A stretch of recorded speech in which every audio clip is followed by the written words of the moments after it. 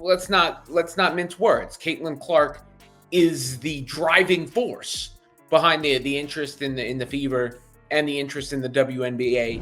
Lexi Hull are agreeing to State Farm sponsorships. Got the Unrivaled League, Caitlin Clark. She's not going to play. $1 million turned down. That's exactly what Caitlin Clark did when Unrivaled came knocking. The league desperately needs stars like her to survive, according to a WNBA GM who's not holding back. Unrivaled's viewership numbers are telling a scary story. Without Clark or Asia Wilson, this league might become just another failed experiment like the XFL. What's the magic number that would get Clark to sign? Some say it might take $5 million to make it happen. Before we move on, I'd like to ask you a small favor. If you appreciate this content, please take a second to like this video and subscribe to the channel. Over 98% of you watch the videos without subscribing. It costs you nothing, but it makes a huge difference to us. So, did you click the subscribe button? Great. Thank you so much. Now, back to the video. You know what's crazy? Caitlin Clark straight up said no to $1 million. $1 million. That's not pocket change. That's life-changing money for most people. But Clark looked at that offer from Unrivaled and walked away. That decision might end up being bigger than anyone realized at the time. It might actually sink the entire league. Is we get to see a at full strength, at full rested Caitlin Clark for the actual WNBA season. Like, I think it's just a given that Caitlin Clark wants to play every game. She's a basketball player, especially young players.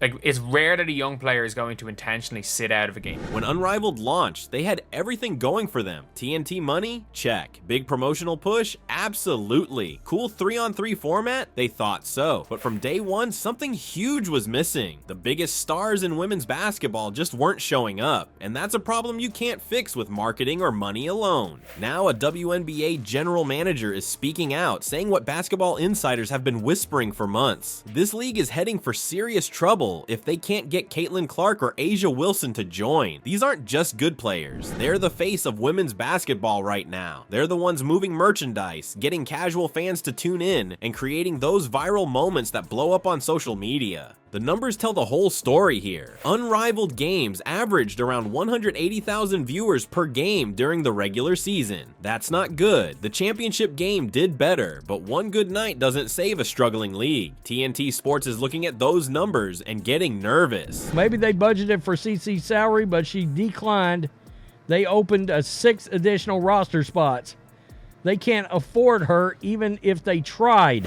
Coming here is far bigger than herself, but you know, that's always what you kind of want from your leader, somebody that's going to be selfless. But at the same time, like, we want to win for her too. Like, she deserves it. So going to try to get her another ring. They invested real money thinking this would be the next big thing in women's sports. Right now, it's not looking like a great bet. And let's talk about that 3-on-3 format. It seemed cool on paper, but fans aren't loving it.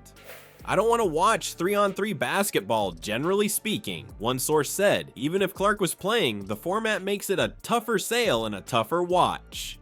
Basketball fans want to see the game they know and love. 5 players, full court, all the strategy and excitement that comes with it. This modified version just isn't hitting the same way. Angel Reese came to play. Chelsea Gray showed up too. Those are big names that should have brought eyeballs to screens. But it wasn't enough. Then Sabrina Ionescu dropped out before the playoffs even started. That sent a clear message to everyone watching. Almost 3 times the amount of viewers that any other teams without her drew in television ratings throughout the year. Like, that is the reality, is that Caitlin Clark is almost certainly being low managed.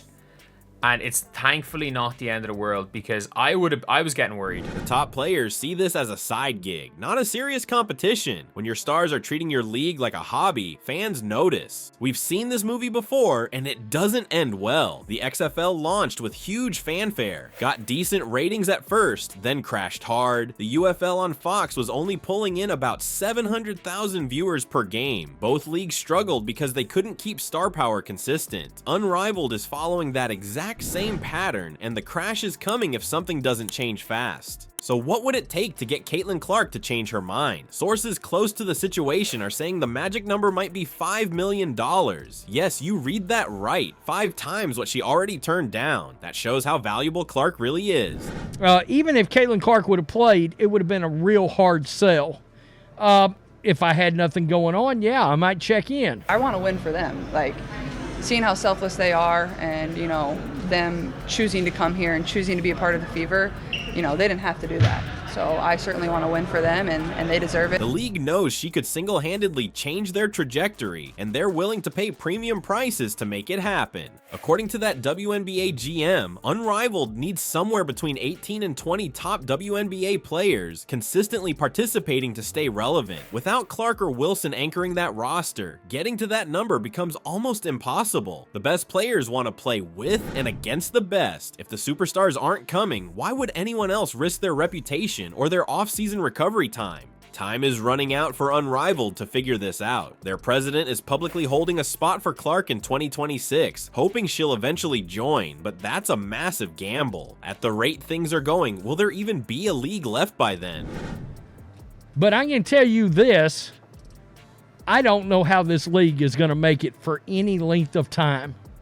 All right, they'll try to claim it's some kind of success. With new teammates, you know, this is basically a new roster. You look up and down, obviously we got 5 players back, but other than that, like, you're trying to build chemistry with your teammates, and you need to rotations. Nobody's going to play a ton of minutes. Professional sports is a brutal business. New leagues die all the time, and they rarely get second chances to make first impressions. The situation Unrivaled faces shows just how important star power is in women's sports right now.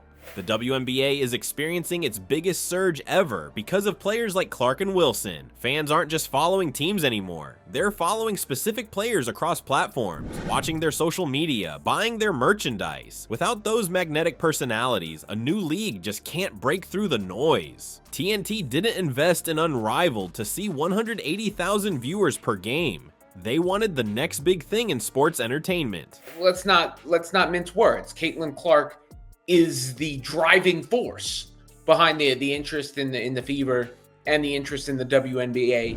Lexi Hull are agreeing to State Farm sponsorships. Got the Unrivaled League Caitlin Clark. She's not going to play. What they got instead was a league struggling to find its identity without the biggest names in the game. That $1 million Clark turned down might end up being the bargain of the century if it would have saved an entire league from fading into history.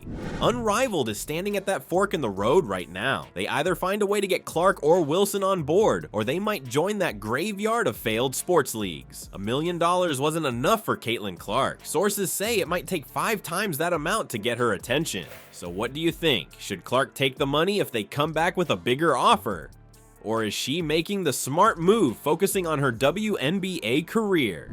Drop your thoughts in the comments below. In women's basketball right now, star power isn't just important, it's literally everything. Without it, leagues simply don't survive.